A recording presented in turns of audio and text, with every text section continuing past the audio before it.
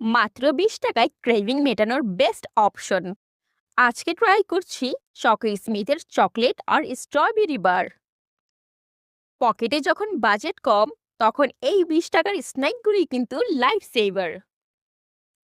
প্রথমে ট্রাই করব classic chocolate ফ্লেভারটা। গোল্ডেন ফয়েলটা সরাতেই লুক এট দিস, পুরো বারটাই চকলেটে একদম মোড়ানো। চকো লাভারদের জন্য এই প্রাইসে এটা কিন্তু একটা পিওর লাভ। এবার আমাদের কিউট পিঙ্ক স্ট্রবেরি বারের পালা। প্যাকেটটা খুলতেই কিন্তু খুব সুন্দর একটা স্ট্রবেরি ফ্লেভারের স্মেল আসছিল।